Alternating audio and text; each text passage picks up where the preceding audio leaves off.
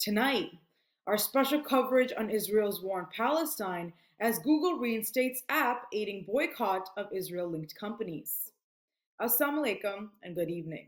This is Muslim News Canada on Muslim Network TV. I'm Aisha Ashraf. Today is the 59th day since Israel started its war on Palestine. Palestinian media reports Israeli attacks have left over 50 people dead in Gaza on Tuesday.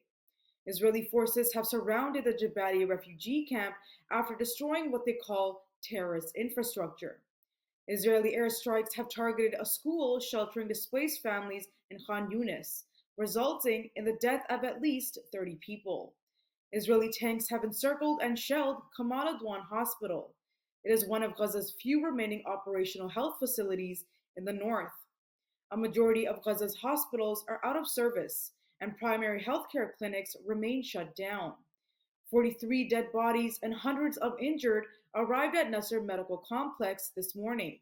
The hospital is desperately calling for blood donations due to the influx of severely injured patients. Hamas has firmly rejected rape accusations of hostages made by Israel. The Palestinian group is calling these allegations as unfounded lies and a part of Zionist campaign to demonize the Palestinian resistance.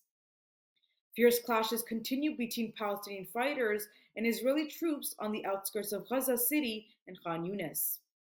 3 more Israeli soldiers have lost their lives, bringing the total casualties to 5 in the past 24 hours.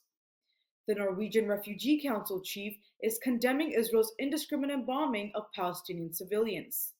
Since October 7th, over 15,899 Palestinians have been killed in Gaza. The Israeli death toll from Hamas's attack is 1,200. Nearly 2 months of ground operations in Gaza have resulted in the deaths of at least 80 Israeli soldiers. Global Affairs Canada has officially confirmed the death of an 8th Canadian citizen in Israel's ongoing war in Palestine. This latest casualty occurred in Lebanon. No further details are available at this time. Global Affairs Canada says 130 Canadians have successfully left Gaza via the Rafah crossing on the Egyptian border over the weekend. 1 Canadian still remains missing. The identity of the missing individual has not been disclosed yet. As Israel continues its attack on Palestinians, accusations of Israel committing a genocide continue to grow. Pro-Palestinian protests in Canada and the US resound with calls of term genocide. UN human rights special rapporteurs have also warned of a, quote, genocide in the making. Critics argue that intent is a key element in labeling war casualties as genocide. Legal experts have documented over 400 instances from various levels of the Israeli government of what they consider evidence of genocidal intent. They say controversial statements by Israeli Prime Minister Benjamin Netanyahu also constitute as evidence of genocide. However, pro-Israeli advocates refuse to use the term liberally. They argue that a high death toll alone does not constitute genocide. They say that calling Israel's war a genocide risks portraying Israel as, quote, exceptionally evil. They say it will complicate the diplomatic efforts. Google has restored the No Thanks mobile app designed to assist individuals in boycotting companies associated with Israel. The developers say the app was removed because part of the description said, you can see if the product in your hand supports killing children in Palestine or not. After reinstating the app, the new description says that the app simplifies scanning barcodes and searching for products that are listed for the boycott movement. The app was first launched on November 13th. It gained more than 100,000 downloads before it was removed on November 30th. However, since its reinstatement, some users have reported difficulties of finding the app on the Play Store. The app is developed by Ahmed Bashbash, a Palestinian from Gaza who resides in Hungary. It compiles a list of companies allegedly linked to Israel. Bashbash says he developed the app in memory of his brother and sister, both of whom he lost due to what he calls brutal Israeli occupation. A version of the app designed for Apple products has been developed and is currently under review.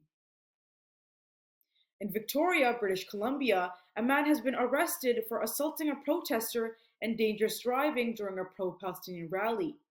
The incident occurred outside British Columbia's legislature on Sunday afternoon. A video shows the man driving his car onto the sidewalk, narrowly missing a protester carrying a Palestinian flag.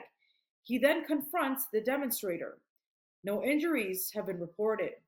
Victoria police have arrested the perpetrator. He is charged with assault with a weapon and dangerous operation of a motor vehicle. The National Council of Canadian Muslims has expressed deep concern over the incident. They are urging leaders to address rising hate in Canada.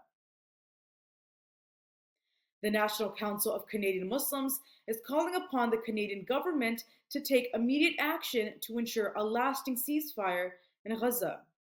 The Muslim advocacy group says the government should rescue the direct relatives and dependents of Canadians stranded in Gaza.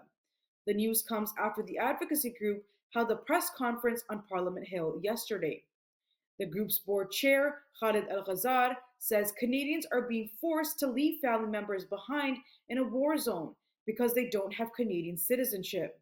A Palestinian Canadian whose family remains trapped in Gaza says Palestinian Canadians deserve to feel safe, valued, and treated equally by the government. The advocacy group says it is pleading to draw attention to the urgency of the humanitarian crisis. It says it encourages the Canadian government to take immediate action. China is expanding its crackdown on Muslim minorities beyond the East Turkestan region. In a campaign to suppress religious practices, the Chinese Communist Party is responsible for closing, destroying, and repurposing mosques in the name of mosque consolidation. The campaign is part of President Xi Jinping's sinicization of religions. The policy requires religious groups to align their doctrines and religious customs with Chinese customs.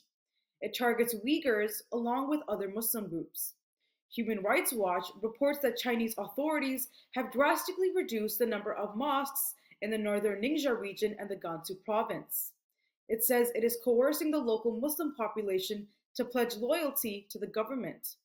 The Australian Strategic Policy Institute estimates that around 2/3 of mosques in these regions have been damaged or destroyed since 2017. Experts and human rights organizations have voiced concern over the lack of international response to China's actions. Political commentator Gordon Chang attributes the silence to the Communist Party's ability to intimidate world leaders. China has a population of more than 20 million Muslims. The country officially claims freedom of religion. Thank you for watching. Our news is produced by Muslim Network TV, which is a not-for-profit organization. We need your support for donations.